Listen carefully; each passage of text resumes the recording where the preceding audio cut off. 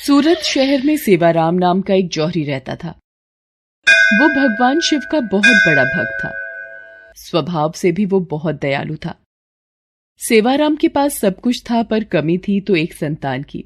शादी के कई वर्ष बीत जाने के बाद भी सेवाराम को औलाद का सुख प्राप्त नहीं हुआ था। उसकी पत्नी मालती भी इसी कारण उदास रहती थी। सुनो जी, आप दूसरा विवाह कर लो, मैं आपको संतान का सुख नहीं दे सकी। मालती, तुमने आज ये बात कह दी, पर दोबारा मत कहना। तुम मेरी अर्धांगिनी हो। हम इस दुख को मिलजुल कर बांटेंगे और मुझे विश्वास है एक दिन भगवान शंकर हमारी संतान की इच्छा जरूर पूरी करेंगे। सेवाराम का विश्वास था कि भगवान शंकर एक दिन उनकी इच्छा जरूर पूरी करेंगे। श्रावण मास शुरू हो चुका था। सेवाराम ने अपनी पत्नी मालती से कहा, मालती, मेरा मन है कि हम लोग एक बार बाबा बर्फानी की गुफा के दर्शन करके आए। बाबा अमरनाथ की यात्रा करके उनका दर्शन प्राप्त करने से मुझे विश्वास है कि भोला भंडारी तुम्हारी झोली खाली हाथ नहीं लौटाएंगे। हम अमरनाथ की यात्रा पर चलते हैं। ठीक है जी, मैं जाने की तैयारी कर लेती हूँ। सेवाराम और उसकी पत्नी अमरनाथ की यात्रा के लिए निकल पड़ते हैं। रास्ते में जगह जगह वो दान पुण्य करते हुए जाते हैं। बाबा अमरनाथ की यात्रा के रास्ते में जितनी भी लंगर कमेटियां दिखती हैं, सेवाराम वहां यात्रियों की सहायता के लिए किए जाने वाले इंतजामों में अपनी मदद देता है, खूब दान करता है। उसे सच्ची भक्ति थी कि बाबा भोलेनाथ उसे खाली हाथ नहीं लौटाएंगे। ओम नमः शिवाय का जाप करते हुए वो अमरनाथ पहुंचते हैं। मालती, कितना सुंदर और अद्भुत नजारा है। जय भोले बर्फानी। सच में अमरनाथ की गुफा में शिवलिंग के दर्शन करके मन प्रसन्न हो गया। भोलेनाथ, मैं संतान सुख से वंचित हूँ। मालती की गोद में औलाद का सुख भर दो प्रभु। मैं बड़े विश्वास के साथ आपके दर्शनों को आई हूँ। भोले बाबा, मेरी सोनी गोद भर दो। हे भोलेनाथ, आप अपने परम भक्त की संतान प्राप्ति की इच्छा क्यों नहीं पूरी कर रहे? ये लोग सच्ची भक्ति का फल आपसे मांग रहे हैं। देवी पार्वती, मैं भी चाहता हूँ अपने भक्तों को उनकी इच्छा अनुसार वरदान देकर उनकी पूजा और विश्वास को सफल बनाऊं। पर सेवाराम को जो पुत्र प्राप्त होगा उसकी पिछले जन्म के कर्मों के कारण अल्पायु अवस्था में ही मृत्यु हो जाएगी। जो बालक जन्म लेगा, आखिर पिछले जन्म में उसने ऐसा क्या पाप किया है जो इस जन्म में छोटी आयु का योग है? तो सुनो देवी पार्वती, पिछले जन्म में ये बालक जो दोबारा जन्म लेगा डाकू मंगल था। लूटपाट करके लोगों को मार देना, यही इसका काम था। एक दिन, अरे लगता है कोई बारात जा रही है। इससे लूटने में बहुत धन की प्राप्ति होगी।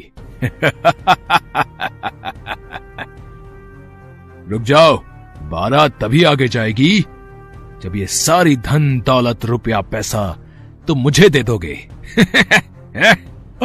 हमें जाने दो, ये तुम सब ये रख लो। मेरे इकलौते बेटे की आज शादी है, हमें जाने दो। नहीं पिताजी, इस डाकू को कुछ मत देना। ये लोग ऐसे ही भोले भाले लोगों को डरा धमकाकर लूट लेते हैं। अच्छा, तुझे मेरे से डर नहीं लगता? तो ये ले।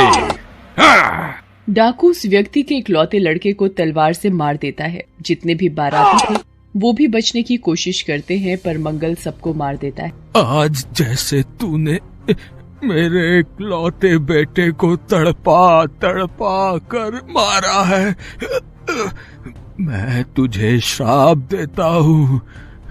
तू भी ऐसे ही तड़प तड़प कर मरेगा।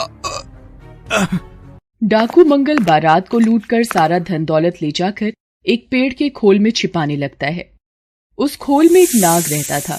नाग डाकू मंगल के हाथ पर डस लेता है। नाग के डंक मारने से डाकू मंगल तड़पने लगता है और उसकी मृत्यु हो जाती है। देवी पार्वती, जिस बालक को डाकू मंगल ने तत्काल मृत्यु दी थी वह उस वक्त 21 वर्ष का था। इसलिए डाकू मंगल इस जन्म में मेरे भक्त सेवाराम के पुत्र के रूप में यदि जन्म लेगा तो उसकी उम्र भी 21 वर्ष ही होगी। पर भोलेनाथ, आप अपने भक्त सेवाराम को भी तो निराश नहीं कर सकते। वो आप पर पूर्ण विश्वास करके ही अमरनाथ की यात्रा पर निकला है। आप उसके विश्वास को कैसे डगमगाने दे सकते हैं प्रभु? ठीक है देवी पार्वती, मैं सेवाराम और मालती की संतान प्राप्ति की इच्छा पूरी कर देता हूँ। अमरनाथ में शिवलिंग के दर्शन करके सेवाराम और मालती एक आस लेकर घर वापस आ जाते हैं। रात को सपने में, उठो सेवाराम, तुमने बड़े विश्वास के साथ मेरी अमरनाथ यात्रा पूरी की है। तुम्हारी भक्ति से मैं प्रसन्न हूं। ठीक 9 महीने बाद तुम्हारी पत्नी मालती एक पुत्र को जन्म देगी, पर वह पुत्र सिर्फ 21 वर्ष तक ही जीवित रहेगा। उसके पश्चात उसकी मृत्यु हो जाएगी। ये बात तुम्हें ध्यान में रखनी है। भगवान शंकर सेवाराम को संतान का वरदान देकर ओझल हो जाते हैं। सेवाराम की नींद खुल जाती है। वो शिव जी द्वारा बताई गई बात को ध्यान में रखता है और बिना घबराए बस प्रभु को धन्यवाद देता है। ठीक 9 माह के पश्चात मालती एक सुंदर से पुत्र को जन्म देती है। ये देखकर सेवाराम खुशी से फूला नहीं समाता। भगवान भोलेनाथ का वरदान है मेरा बच्चा, इसलिए इसका नाम भोला रखेंगे। मेरा प्यारा बेटा, मेरा भोला। धीरे धीरे भोला बड़ा होने लगता है। सेवाराम बचपन से ही भोला के मन में शिव भक्ति की लगन पैदा करता है। एक दिन शिव मंदिर में, भोला, तुम्हें एक बात हमेशा याद रखनी है कि तुम्हें हर पल ओम नमः शिवाय मंत्र का जाप करना है। ठीक है पिताजी, मैं अब से ऐसा ही करूंगा। भोला हमेशा ओम नमः शिवाय मंत्र का ही जाप करता था। सेवाराम भोला के हाथों से खूब दान पुण्य करवाता, भूखों को भोजन करवाता। इसने भोला को शिव के सभी मंदिरों और धाम की यात्रा भी कराई। धीरे धीरे 21 वर्ष पूरे होने वाले थे। एक दिन, सुनो जी, आप भोला को भैया के साथ कहाँ भेज रहे हो? वो भी 1 माह के लिए? मैं अपने बच्चे के बिना कैसे रहूंगी? 1 माह के पश्चात तो इसका 21वां जन्मदिन भी है। मालती, मैं भोला को काशी नगरी भेज रहा हूँ। वहाँ 1 महीना रहकर अपने मामा के साथ भगवान भोलेनाथ की पूजा और साधना करेगा, ताकि इस पर भगवान शंकर की कृपा बनी रहे। सेवाराम जानता था कि भोला की मृत्यु का समय निकट आ रहा है, इसलिए वो भोला को उसके मामा के साथ समझा बुझाकर काशी नगरी भेज देता है। मामा जी, आप मेरे हाथों रोजाना ये यज्ञ, हवन और दान पुण्य क्यों करवा रहे हो? भोला, तुम्हारे पिताजी की आज्ञा थी कि 1 माह तक रोजाना तुम्हें यज्ञ और दान पुण्य के कार्य करने हैं। कल सोमवार है, तो कल तुम्हारी पूजा संपूर्ण हो जाएगी। भोला की मृत्यु का केवल एक ही दिन शेष रह गया था। उस दिन सावन का आखिरी सोमवार था। भोला पूरा दिन शिवलिंग की पूजा अर्चना करता रहा। अचानक वो अपने मामा से बोला, मामा जी, मेरी तबीयत कुछ ठीक नहीं लग रही। मैं कुछ देर विश्राम करना चाहता हूँ। ठीक है भोला, तुम चलकर कक्ष में थोड़ी देर आराम कर लो। जैसे ही भोला कक्ष में आराम करने के लिए पहुंचता है तो चक्कर खाकर गिर जाता है और उसकी मृत्यु हो जाती है। भोला का मामा रोने लगता है। भोला मेरे भांजे, मेरे बच्चे, अरे उठ, अरे ये अचानक तुझे क्या हो गया? तो कुछ बोल क्यों नहीं रहा?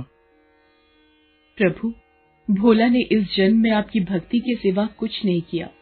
वो जब से धरती पर गया है, आपकी ही पूजा भक्ति की है।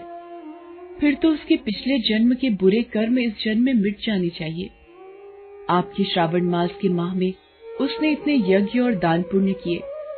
अपने पिता सेवाराम की आज्ञा का पालन करते हुए उसने सिर्फ अच्छे कर्म किए हैं। क्या अब भी आप इसकी आयु के संकट को दूर नहीं करेंगे? मैं जानता हूँ देवी, भोला ने इस जन्म में मेरी बहुत भक्ति की है, इसलिए मैं इस जन्म में इसका भाग्य बदलकर इसे लंबी आयु प्रदान करता हूँ। उठो भोला, उठो। भोला एकदम उठकर बैठ जाता है, जैसे उसे किसी ने नींद से जगाया हो।